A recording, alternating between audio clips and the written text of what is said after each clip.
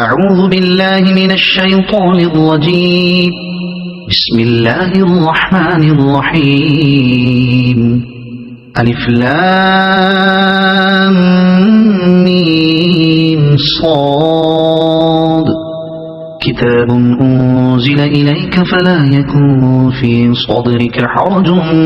منه لتنذر به وذكرى للمؤمنين. اتبعوا ما أنزل إليكم من ربكم ولا تتبعوا من دونه أولياء قليلا ما تذكرون. وكم من قرية أهلكناها فجاءها بأسنا بياتا أو هم قائلون. فما كان دعواهم إذ جاءهم بأسنا إلا أن قالوا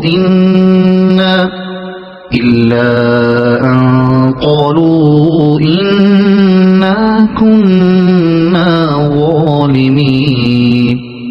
فلنسألن الذين أرسل إليهم ولنسألن المرسلين. فلنقصن عليهم بعلم وما كنا غائبين. والوزن يومئذ الحق. فمن ثقلت موازينه فأولئك هم المفلحون. ومن خفت موازينه فأولئك الذين خسروا أنفسهم بما كانوا بآياتنا يظلمون. ولقد مكناكم في الأرض وجعلنا لكم فيها معايش قليلا ما تشكرون. ولقد خلقناكم ثم صورناكم ثم قلنا للملائكة اسجدوا لآدم فسجدوا إلا إبليس لم يكن من الساجدين.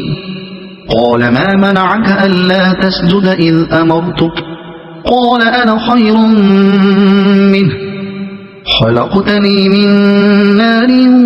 وخلقته من طين. قال فاهبط منها فما يكون لك أن تتكبر فيها فاخرج إنك من الصاغرين. قال أنظرني إلى يوم يبعثون. قال إنك من المنظرين. قال فبما أغويتني لأقعدن لهم صراطك المستقيم ثم لآتينهم من بين أيديهم ومن خلفهم وعن أيمانهم وعن شمائلهم ولا تجد أكثرهم شاكرين. قال اخرج منها مذءوما مدحورا لمن تبعك منهم لأملأن جهنم منكم أجمعين. ويا آدم اسكن أنت وزوجك الجنة فكلا من حيث شئتما ولا تقربا هذه الشجرة فتكونا من الظالمين. فوسوس لهما الشيطان ليبدي لهما ما وري عنهما من سوآتهما وقال ما نهاكما ربكما عن هذه الشجرة إلا أن تكونا ملكين أو تكونا من الخالدين. وقاسمهما إني لكما لمن الناصحين. فدلاهما بغرور. فلما ذاقا الشجرة بدت لهما سوآتهما وطفقا يخصفان عليهما من ورق الجنة وناداهما ربهما ألم أنهكما عن تلكما الشجرة وأقل لكما إن الشيطان لكما عدو مبين قالا ربنا ظلمنا أنفسنا وإن لم تغفر لنا وترحمنا لنكونن من الخاسرين قال اهبطوا بعضكم لبعض عدو ولكم في الأرض مستقر ومتاع إلى حين قال فيها تحيون وفيها تموتون ومنها تخرجون يا بني آدم قد أنزلنا عليكم لباسا يواري سوآتكم وريشا ولباس التقوى ذلك خير ذلك من آيات الله لعلهم يذكرون يا بني آدم لا يفتننكم الشيطان كما أخرج أبويكم من الجنة ينزع عنهما لباسهما ليريهما سوآتهما إنه يراكم هو وقبيله من حيث لا ترونهم إنا جعلنا الشياطين أولياء للذين لا يؤمنون وإذا فعلوا فاحشة قالوا وجدنا عليها آباءنا والله أمرنا بها قل إن الله لا يأمر بالفحشاء أتقولون على الله ما لا تعلمون قل أمر ربي بالقسط وأقيموا وجوهكم عند كل مسجد وادعوه مخلصين له الدين وأقيموا وجوهكم عند كل مسجد وادعوه مخلصين له الدين كما بدأكم تعودون فريقا هدى وفريقا حق عليهم الضلالة إنهم اتخذوا الشياطين أولياء من دون الله ويحسبون أنهم مهتدون يا بني آدم خذوا زينتكم عند كل مسجد وكلوا واشربوا ولا تسرفوا إنه لا يحب المسرفين قل من حرم زينة الله التي أخرج لعباده والطيبات من الرزق قل هي للذين آمنوا في الحياة الدنيا خالصة يوم القيامة كذلك نفصل الآيات لقوم يعلمون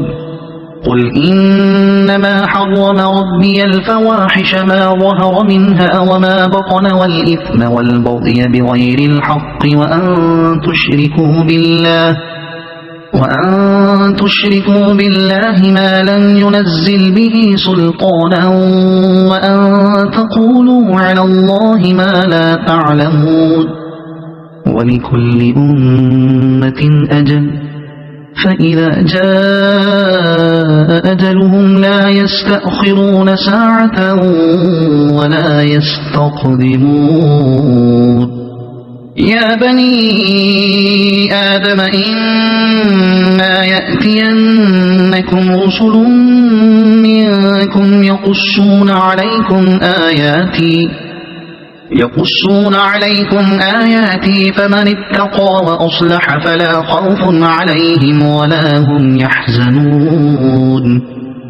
والذين كذبوا بآياتنا واستكبروا عنها أولئك أصحاب النار هم فيها خالدون فمن أظلم ممن افترى على الله كذبا أو كذب بآياته أولئك ينالهم نصيبهم من الكتاب حتى إذا جاءتهم رسلنا يتوفونهم قالوا أين ما كنتم تدعون من دون الله قالوا ضلوا عنا وشهدوا على أنفسهم أنهم كانوا كافرين قال ادخلوا في قد خلت من قبلكم من الجن والإنس في النار كلما دخلت أمة لعنت أختها حتى إذا اداركوا فيها جميعا قالت أخراهم لأولاهم ربنا هؤلاء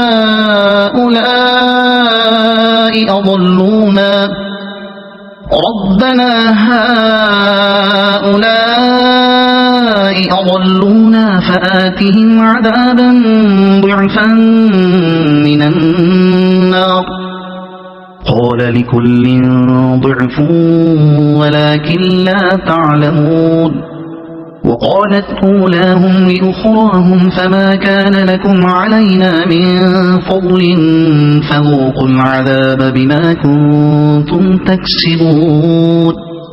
إن الذين كذبوا بآياتنا واستكبروا عنها لا تفتح لهم أبواب السماء ولا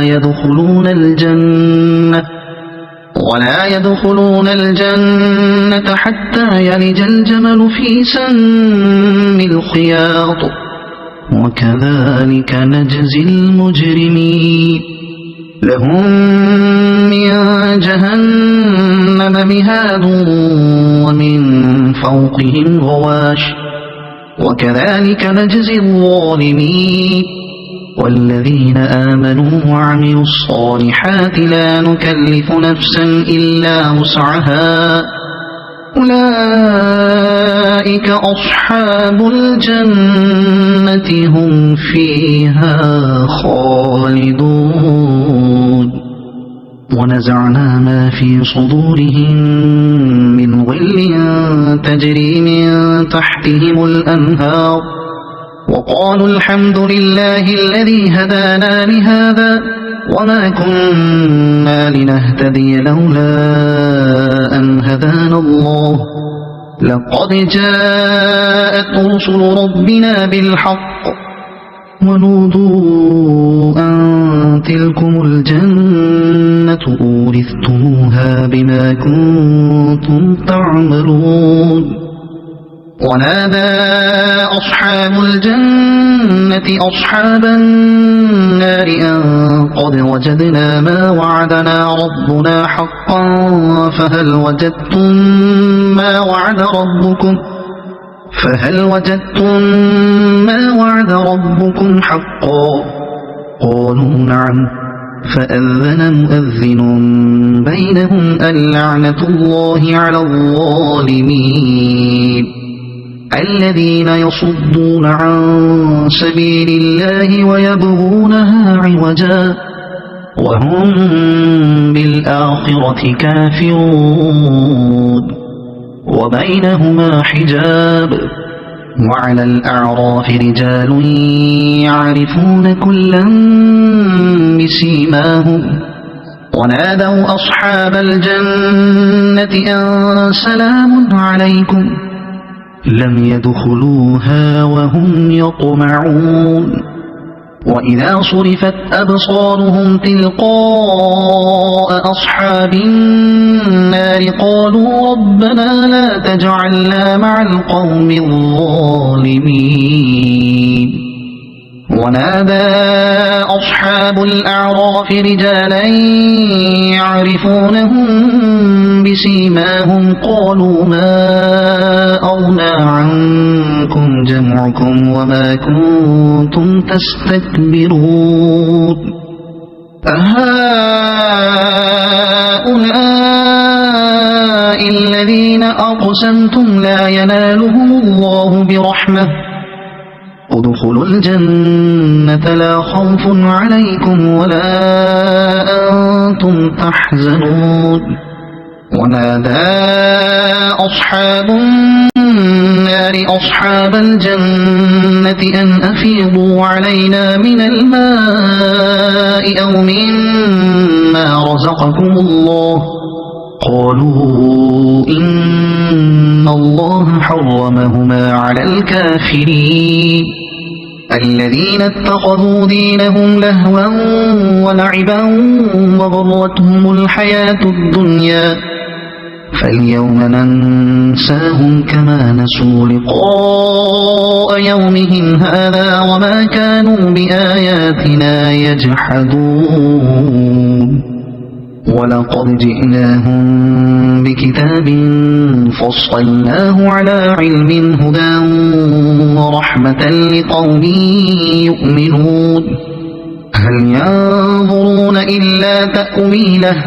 يوم يأتي تأويله يقول الذين نسوه من قبل قد جاءت رسل ربنا بالحق فهل لنا من شفعاء فيشفعوا لنا أو نرد فنعمل غير الذي كنا نعمل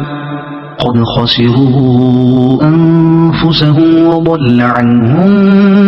ما كانوا يفترون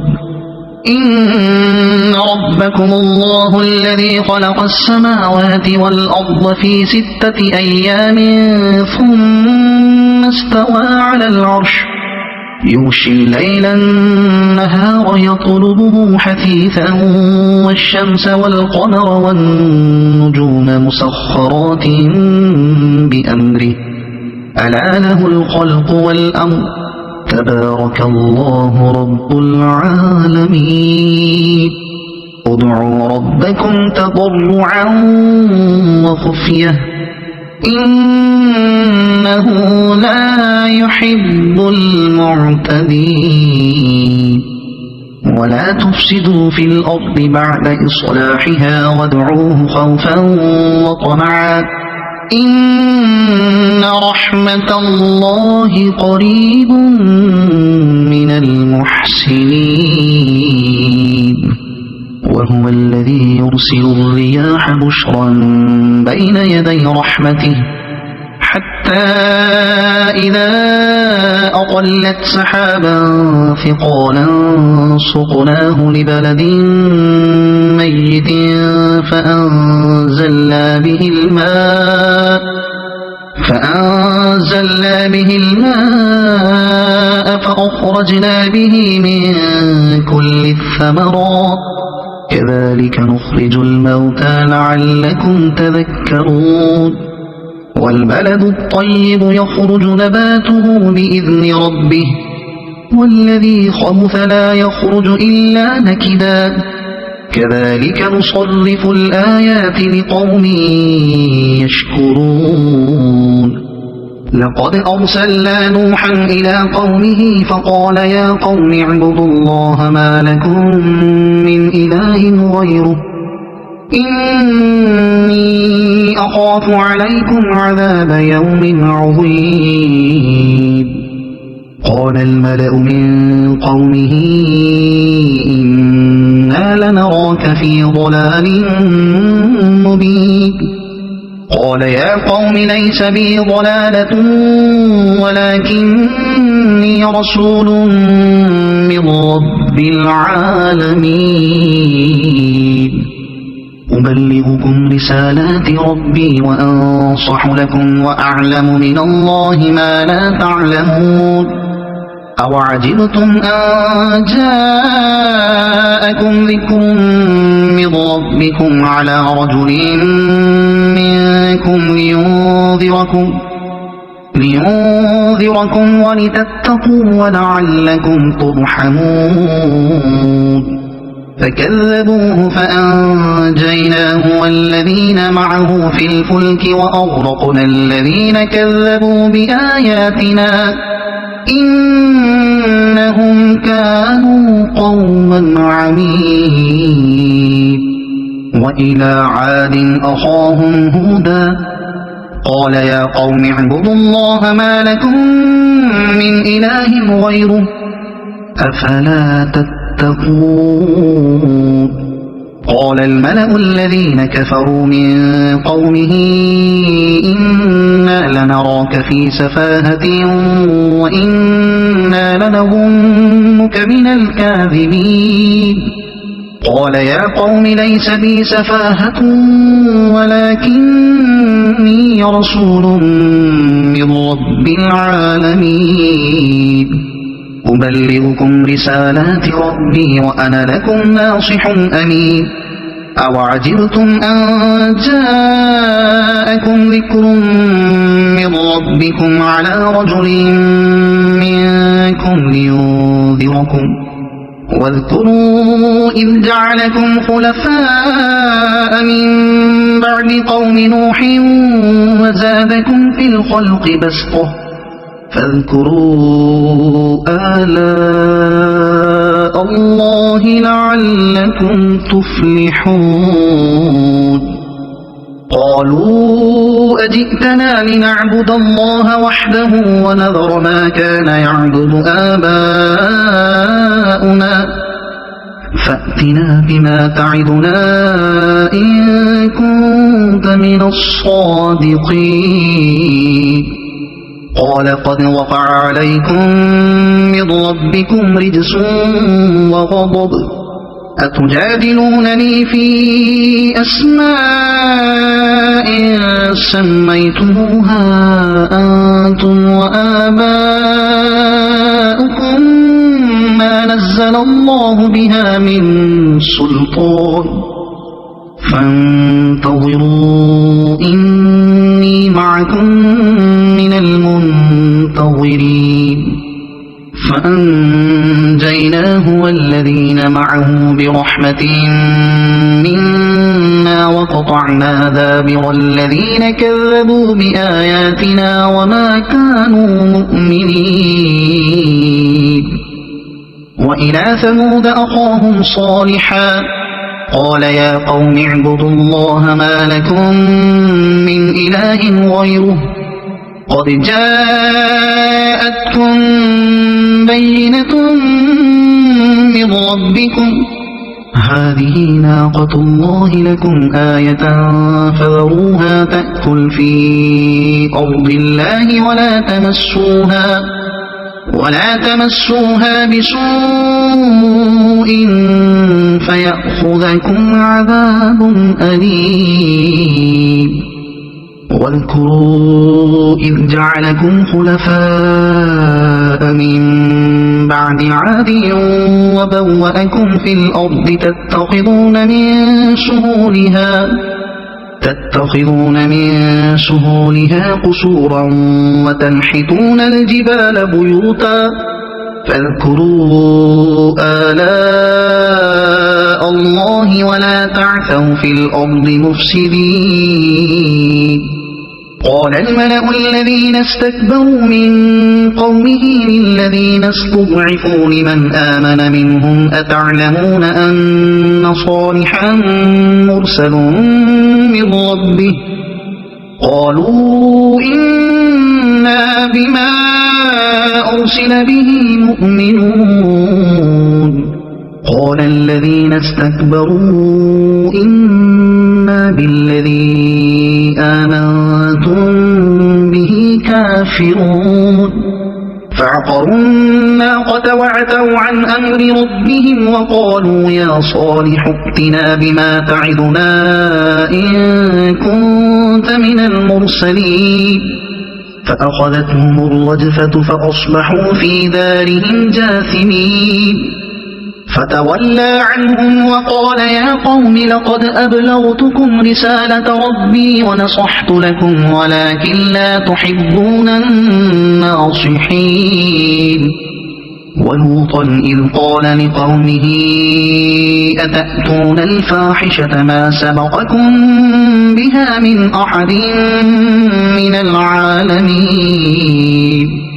إنكم لتأتون الرجال شهوة من دون النساء بل أنتم قوم مسرفون وما كان جواب قومه إلا أن قالوا أخرجوهم من قريتكم إنهم أناس يتطهرون فأنجيناه وأهله إلا امرأته كانت من الغابرين وأمطرنا عليهم مطرا فانظر كيف كان عاقبة المجرمين وإلى مدين أخاهم شعيبا قال يا قوم اعبدوا الله ما لكم من إله غيره قد جاءتكم بينة من ربكم فأوفوا الكيل والميزان ولا تبخسوا الناس أشياءهم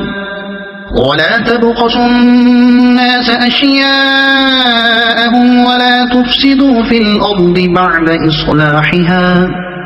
ذلكم خير لكم إن كنتم مؤمنين ولا تقعدوا بكل صراط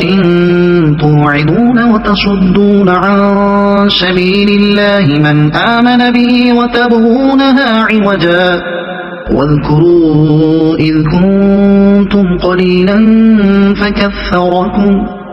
وانظروا كيف كان عاقبة المفسدين وإن كان طائفة منكم آمنوا بالذي أرسلت به وطائفة لم يؤمنوا فاصبروا حتى يحكم الله بيننا وهو خير الحاكمين قال الملأ الذين استكبروا من قومه لنخرجنك يا شعيب والذين آمنوا معك من قريتنا أو لتعودن في ملتنا قال أولو كنا كارهين قد افترينا على الله كذبا إن عدنا في ملتكم بعد إذ نجانا الله منها وما يكون لنا أن نعود فيها إلا أن يشاء الله ربنا وسع ربنا كل شيء علما على الله توكلنا ربنا افتح بيننا وبين قومنا بالحق وأنت خير الفاتحين وقال الملأ الذين كفروا من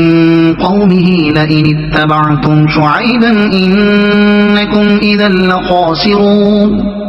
فأخذتهم الرجفة فأصبحوا في دارهم جاثمين الذين كذبوا شعيبا كأن لم يغنوا فيها الذين كذبوا شعيبا كانوا هم الخاسرين فتولى عنهم وقال يا قوم لقد أبلغتكم رسالات ربي ونصحت لكم فكيف آسى على قوم كافرين وما أرسلنا في قرية من نبي إلا أخذنا أهلها بالبأساء والضراء لعلهم يضرعون ثم بدلنا مكان السيئة الحسنة حتى عفوا وقالوا قد مس آباءنا الضراء والسراء فأخذناهم بغتة وهم لا يشعرون ولو أن أهل القرى آمنوا واتقوا لفتحنا عليهم بركات من السماء والأرض من السماء والأرض ولكن كذبوا فأخذناهم بما كانوا يكسبون أفأمن أهل القرى أن يأتيهم بأسنا بياتا وهم نائمون أوأمن أهل القرى أن يأتيهم بأسنا ضحى وهم يلعبون أفأمنوا مكر الله فلا يأمن مكر الله إلا القوم الخاسرون أولم يهد للذين يرثون الأرض من بعد أهلها أن لو نشاء أصبناهم بذنوبهم ونطبع على قلوبهم فهم لا يسمعون تلك القرى نقص عليك من أنبائها ولقد جاءتهم رسلهم بالبينات فما كانوا ليؤمنوا بما كذبوا من قبل كذلك يطبع الله على قلوب الكافرين وما وجدنا لأكثرهم من عهد وإن وجدنا أكثرهم لفاسقين ثم بعثنا من بعدهم موسى بآياتنا إلى فرعون وملئه فظلموا بها فانظر كيف كان عاقبة المفسدين وقال موسى يا فرعون إني رسول من رب العالمين حقيق على أن لا أقول على الله إلا الحق قد جئتكم ببينة من ربكم فأرسل معي بني إسرائيل قال إن كنت جئت بآية فأت بها إن كنت من الصادقين فألقى عصاه فإذا هي ثعبان مبين ونزع يده فإذا هي بيضاء للناظرين قال الملأ من قوم فرعون إن هذا لساحر عليم يريد أن يخرجكم من أرضكم فماذا تأمرون قالوا أرجه وأخاه وأرسل في المدائن حاشرين يأتوك بكل ساحر عليم وجاء السحرة فرعون قالوا إن لنا لأجرا إن كنا نحن الغالبين قال نعم وإنكم لمن المقربين قالوا يا موسى إما أن تلقي وإما أن نكون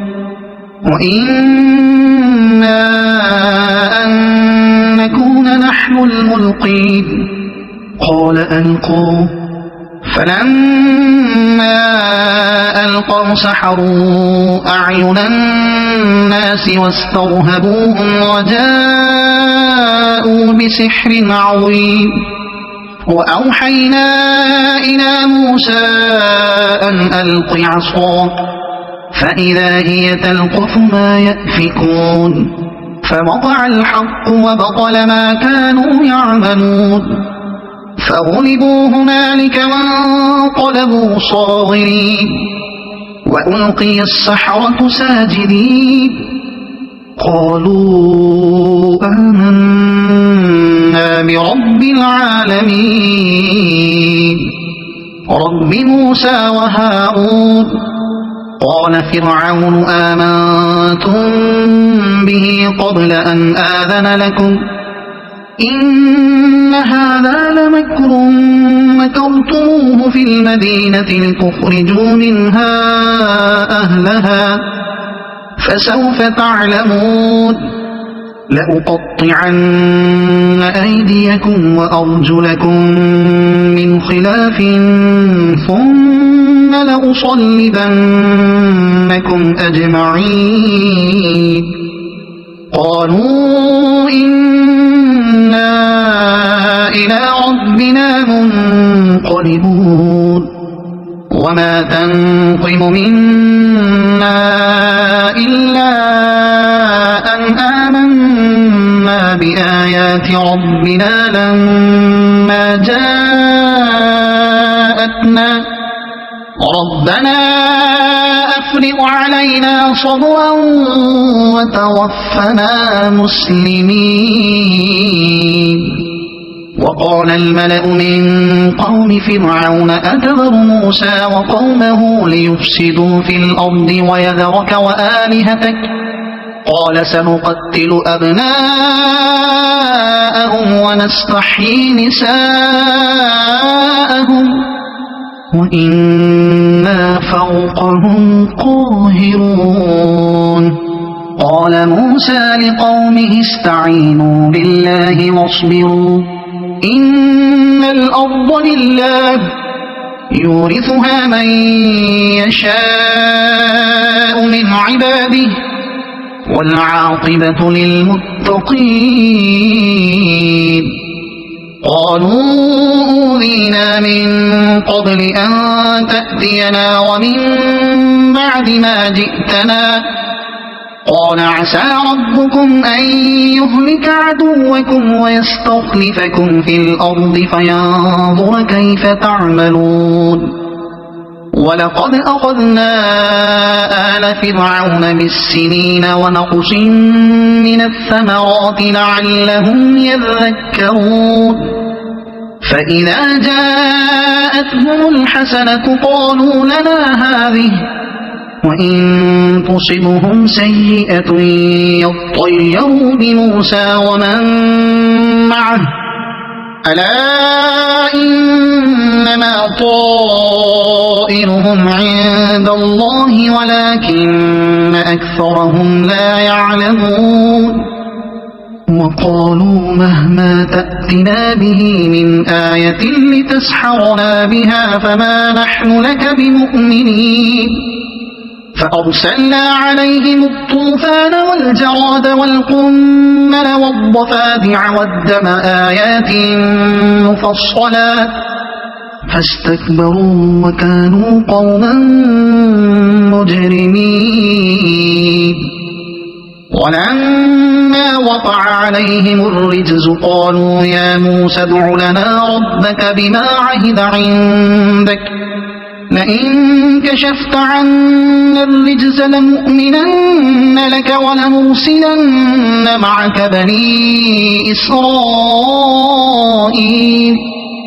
فلما كشفنا عنهم الرجز إلى أجل هم بالغوه إذا هم ينكثون فانتقمنا منهم فأغرقناهم في اليم بأنهم كذبوا بآياتنا وكانوا عنها غافلين وأورثنا القوم الذين كانوا يستضعفون مشارق الأرض ومغاربها التي باركنا فيها وتمت كلمة ربك الحسنى على بني إسرائيل بما صبروا ودمرنا ما كان يصنع فرعون وقومه وما كانوا يعرشون وجاوزنا ببني إسرائيل البحر فأتوا على قوم يعكفون على أصنام لهم قالوا يا موسى اجعل لنا إلها كما لهم آلهة قال إنكم قوم تجهلون إن هؤلاء متبر ما هم فيه وباطل ما كانوا يعملون قال أغير الله أبغيكم إلها وهو فضلكم على العالمين وإذ أنجيناكم من آل فرعون يصومونكم سوء العذاب يقتلون أبناءكم ويستحيون نساءكم وفي ذلكم بلاء من ربكم عظيم وواعدنا موسى 30 ليلة وأتممناها ب10 فتم ميقات ربه 40 ليلة وقال موسى لأخيه هارون اخلفني في قومي وأصلح ولا تتبع سبيل المفسدين ولما جاء موسى لميقاتنا وكلمه ربه قال رب أرني أنظر إليك قال لن تراني ولكن انظر إلى الجبل فإن استقر مكانه فسوف تراني فلما تجلى ربه للجبل جعله دكا وخر موسى صعقا فلما أفاق قال سبحانك تبت إليك وأنا أول المؤمنين قال يا موسى إني اصطفيتك على الناس برسالاتي وبكلامي فخذ ما آتيتك وكن من الشاكرين وكتبنا له في الألواح من كل شيء موعظة وتفصيلا لكل شيء فخذها بقوة وأمر قومك يأخذوا بأحسنها سأريكم دار الفاسقين سأصرف عن آياتي الذين يتكبرون في الأرض بغير الحق وإن يروا كل آية لا يؤمنوا بها وإن يروا سبيل الرشد لا يتخذوه سبيلا وإن يروا سبيل الغي يتخذوه سبيلا ذلك بأنهم كذبوا بآياتنا وكانوا عنها غافلين والذين كذبوا بآياتنا ولقاء الآخرة حبطت أعمالهم هل يجزون إلا ما كانوا يعملون واتخذ قوم موسى من بعده من حليهم عجلا جسدا له خوار ألم يروا أنه لا يكلمهم ولا يهديهم سبيلا اتخذوه وكانوا ظالمين ولما سقط في أيديهم ورأوا أنهم قد ضلوا قالوا لئن لم يرحمنا ربنا ويغفر لنا لنكونن من الخاسرين ولما رجع موسى إلى قومه غضبان أسفا قال بئس ما خلفتموني من بعدي أعجلتم أمر ربكم وألقى الألواح وأخذ برأس أخيه يجره إليه قال ابن أم إن القوم استضعفوني وكادوا يقتلونني فلا تشمت بي الأعداء ولا تجعلني مع القوم الظالمين قال رب اغفر لي ولأخي وأدخلنا في رحمتك وأنت أرحم الراحمين إن الذين اتخذوا العجل سينالهم غضب من ربهم وذلة في الحياة الدنيا وكذلك نجزي المفترين والذين عملوا السيئات ثم تابوا من بعدها وآمنوا إن ربك من بعدها لغفور رحيم ولما سكت عن موسى الغضب أخذ الألواح وفي نسختها هدى ورحمة للذين هم لربهم يرهبون واختار موسى قومه 70 رجلا لميقاتنا فلما أخذتهم الرجفة قال رب لو شئت أهلكتهم من قبل وإياك أتهلكنا بما فعل السفهاء منا إن هي إلا فتنتك تضل بها من تشاء وتهدي من تشاء أنت ولينا فاغفر لنا وارحمنا وأنت خير الغافرين واكتب لنا في هذه الدنيا حسنة وفي الآخرة إنا هدنا إليك قال عذابي أصيب به من أشاء ورحمتي وسعت كل شيء فسأكتبها للذين يتقون ويؤتون الزكاة والذين هم بآياتنا يؤمنون الذين يتبعون الرسول النبي الأمي الذي يجدونه مكتوبا عندهم في التوراة والإنجيل يأمرهم بالمعروف وينهاهم عن المنكر ويحل لهم الطيبات ويحرم عليهم الخبائث ويضع عنهم إصرهم والأغلال التي كانت عليهم فالذين آمنوا به وعزروه ونصروه واتبعوا النور الذي أنزل معه أولئك هم المفلحون قل يا أيها الناس إني رسول الله إليكم جميعا الذي له ملك السماوات والأرض لا إله إلا هو يحيي ويميت فآمنوا بالله ورسوله النبي الأمي الذي يؤمن بالله وكلماته واتبعوه لعلكم تهتدون ومن قوم موسى أمة يهدون بالحق وبه يعدلون وقطعناهم 12 أسباطا أمما وأوحينا إلى موسى إذ استسقاه قومه أن اضرب بعصاك الحجر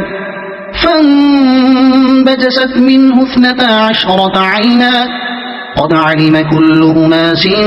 مشربهم وظللنا عليهم الغمام وأنزلنا عليهم المن والسلوى كلوا من طيبات ما رزقناكم وما ظلمونا ولكن كانوا أنفسهم يظلمون وإذ قيل لهم اسكنوا هذه القرية وكلوا منها حيث شئتم وقولوا حطة وادخلوا الباب سجدا نغفر لكم خطيئاتكم سنزيد المحسنين فبدل الذين ظلموا منهم قولا غير الذي قيل لهم فأرسلنا عليهم رجزا من السماء بما كانوا يظلمون واسألهم عن القرية التي كانت حاضرة البحر إذ يعدون في السبت إذ تأتيهم حيتانهم يوم سبتهم شرعا ويوم لا يسبتون لا تأتيهم كذلك نبلوهم بما كانوا يفسقون وإذ قالت أمة منهم لم تعظون قوما الله مهلكهم أو معذبهم عذابا شديدا قالوا معذرة إلى ربكم ولعلهم يتقون فلما فلما نسوا ما ذكروا به أنجينا الذين ينهون عن السوء وأخذنا الذين ظلموا بعذاب بئيس بما كانوا يفسقون فلما عتوا عما نهوا عنه قلنا لهم كونوا قردة خاسئين وإذ تأذن ربك ليبعثن عليهم إلى يوم القيامة من يسومهم سوء العذاب إن ربك لسريع العقاب وإنه لغفور رحيم وقطعناهم في الأرض أمما منهم الصالحون ومنهم دون ذلك وبلوناهم بالحسنات والسيئات لعلهم يرجعون فخلف من بعدهم خلف ورثوا الكتاب يأخذون عرض هذا الأدنى ويقولون سيغفر لنا وإن يأتهم عرض مثله يأخذوه ألم يؤخذ عليهم ميثاق الكتاب ألا يقولوا على الله إلا الحق ودرسوا ما فيه والدار الآخرة خير للذين يتقون أفلا تعقلون والذين يمسكون بالكتاب وأقاموا الصلاة إنا لا نضيع أجر المصلحين وإذ نتقنا الجبل فوقهم كأنه ظلة وظنوا أنه واقع بهم خذوا ما آتيناكم بقوة واذكروا ما فيه لعلكم تتقون وإذ أخذ ربك من بني آدم من ظهورهم ذريتهم وأشهدهم على أنفسهم ألست بربكم قالوا بلى شهدنا أن تقولوا يوم القيامة إنا كنا عن هذا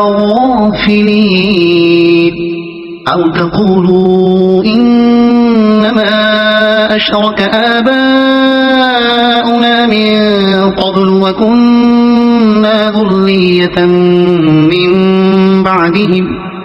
أفتهلكنا بما فعل المبطلون وكذلك نفصل الآيات ولعلهم يرجعون واتل عليهم نبأ الذي آتيناه آياتنا فانسلخ منها فأتبعه الشيطان فكان من الغاوين ولو شئنا لرفعناه بها ولكنه أخلد إلى الأرض واتبع هواه فمثله كمثل الكلب إن تحمل عليه يلهث أو تتركه يلهث ذلك مثل القوم الذين كذبوا بآياتنا فاقصص القصص لعلهم يتفكرون ساء مثلا القوم الذين كذبوا بآياتنا وأنفسهم كانوا يظلمون من يهد الله فهو المهتدي ومن يضلل فأولئك هم الخاسرون ولقد ذرأنا لجهنم كثيرا من الجن والإنس لهم قلوب لا يفقهون بها ولهم أعين لا يبصرون بها ولهم آذان لا يسمعون بها أولئك كالأنعام بل هم أضل أولئك هم الغافلون ولله الأسماء الحسنى فادعوه بها وذروا الذين يلحدون في أسمائه سيجزون ما كانوا يعملون ومن ممن خلقنا أمة يهدون بالحق وبه يعدلون والذين كذبوا بآياتنا سنستدرجهم من حيث لا يعلمون وأملي لهم إن كيدي متين أولم يتفكروا ما بصاحبهم من جنة إن هو إلا نذير مبين أولم ينظروا في ملكوت السماوات والأرض وما خلق الله من شيء وأن عسى أن يكون قد اقترب أجلهم فبأي حديث بعده يؤمنون من يضلل الله فلا هادي له ويذرهم في طغيانهم يعمهون يسألونك عن الساعة أيان مرساها قل إنما علمها عند ربي لا يجليها لوقتها إلا هو ثقلت في السماوات والأرض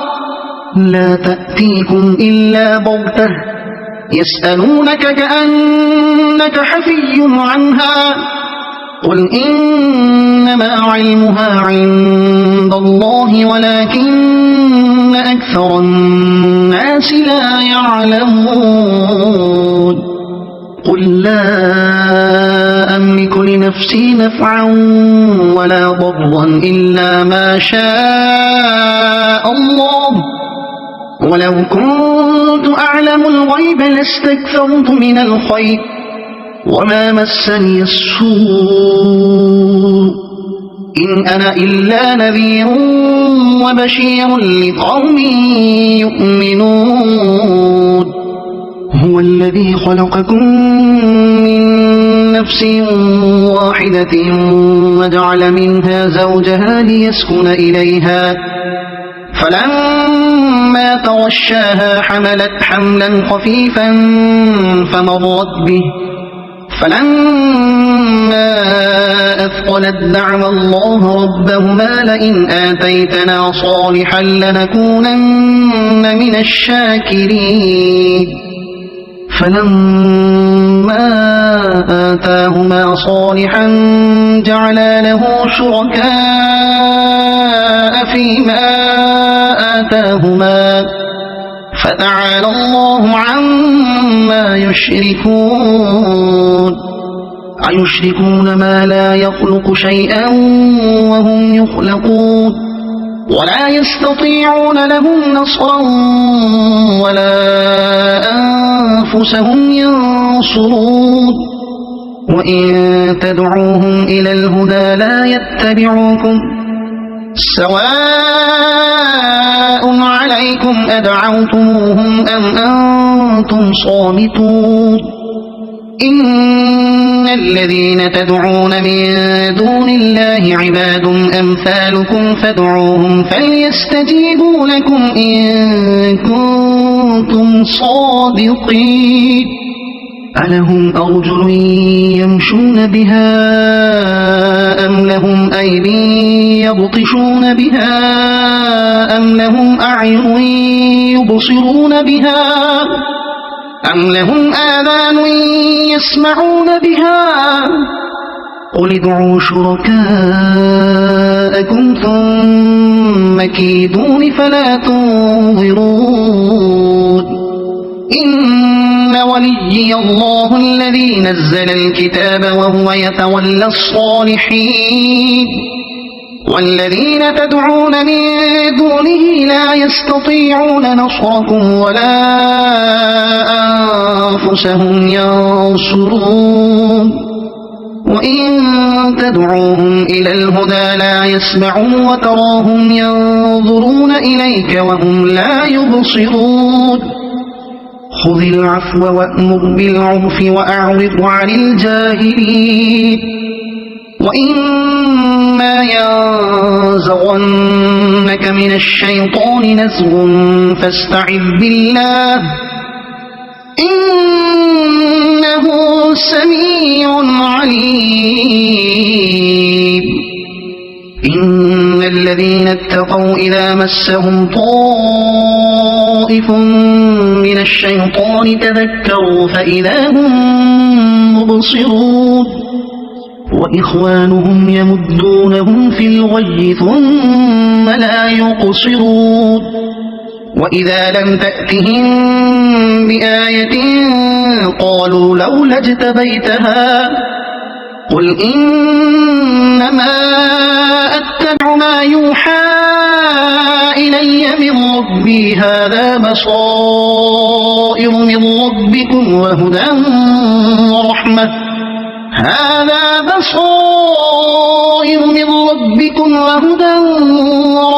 لقوم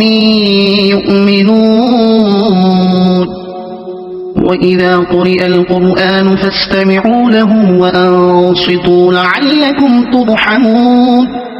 واذكر ربك في نفسك تضرعا وخيفة ودون الجهر من القول بالغدو والآصال ولا تكن من الغافلين إن الذين عند ربك لا يستكبرون عن عبادته ويسبحونه وله يسجدون